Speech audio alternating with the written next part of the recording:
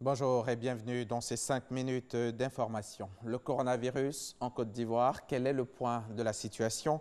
Hier samedi, le pays a enregistré de nouveaux cas de contamination, mais aussi de nouveaux guéris. 34 nouvelles infections de Covid-19 ont été recensées, portant à 1111 le nombre de cas confirmés et 449 guérisons. Le nombre de décès, 14, lui, n'a pas évolué et c'est tant mieux. Vous entendrez le directeur général de la santé dans le 13h.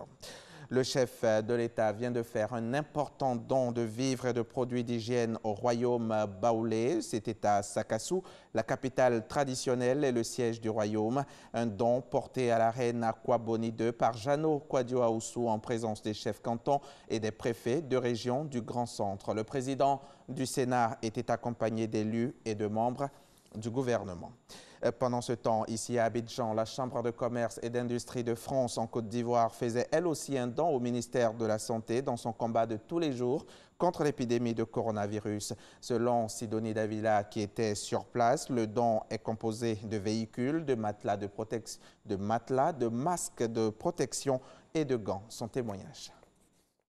Partenaire solide de la Côte d'Ivoire, la France continue de se mobiliser pour la riposte contre le Covid-19. Entreprises et communautés françaises réunies au sein de la Chambre de commerce et d'industrie France-Côte d'Ivoire mettent à disposition du ministère de la Santé et de l'Hygiène publique plusieurs lots de matériel et d'équipements sanitaires. Une ambulance, un véhicule, des matelas, des masques, des gants, pour ne citer que cela.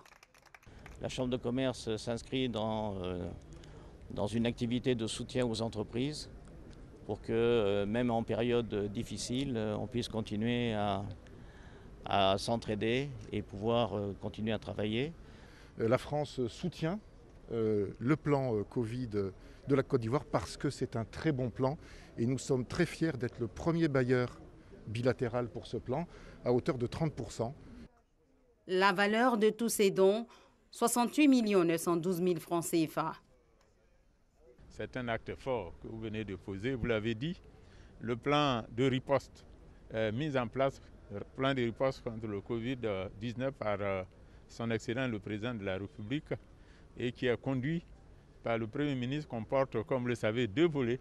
Le volet plan de riposte sanitaire et l'autre volet, c'est le plan de riposte économique, sociale et humanitaire. Les deux vont ensemble parce que après Covid-19, il va falloir vivre et permettre surtout aux entreprises de vivre. Pour préserver les acquis économiques et sociaux, la Chambre de commerce et d'industrie France-Côte d'Ivoire encourage la population à respecter les gestes de sécurité sanitaire.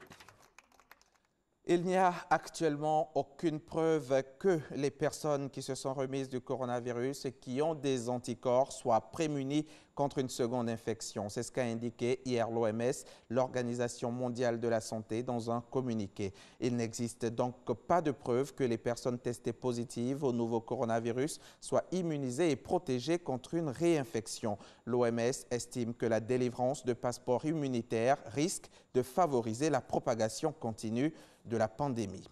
L'Afrique du Sud entre ce week-end dans sa 5e semaine de confinement, mais les habitants de certains bidonvilles du pays ont pourtant vu leurs abris construits illégalement être démolis par les autorités, notamment au sein de la communauté de Lowly, au sud de Johannesburg. Le maire de Joburg s'est défendu de toute expulsion. Les fourmis rouges, le nom donné à cause de leur tenue aux agents spécialisés dans la démolition d'habitations informelles, ont agi, selon lui, pour arrêter l'invasion illégale des terres. Les séparatistes du Yémen ont déclaré ce dimanche 26 avril l'autonomie de la partie sud du pays déchirée par la guerre, ce qui brise l'accord de paix avec le gouvernement et aggrave le long conflit avec les rebelles Houthis qui contrôlent une grande partie du nord. Mobilisés depuis longtemps pour l'indépendance, ils avaient pourtant signé un accord de partage du pouvoir à Riyad en novembre. L'accord mettait fin à une bataille pour le sud Covid qui les avait vus prendre le contrôle de la deuxième ville du pays, Aden. Fin de ce flash, rendez-vous tout à l'heure à 13 h. Le magazine du dimanche sera consacré aujourd'hui au télétravail. Nous allons tout savoir sur ce mode de travail à distance. Notre invité s'appelle Djiré Soulé. Il est directeur d'exploitation à l'ANSUT, l'Agence nationale du service universel des télécommunications. C'est à ne pas manquer, c'est à 13 h et c'est sur RTI.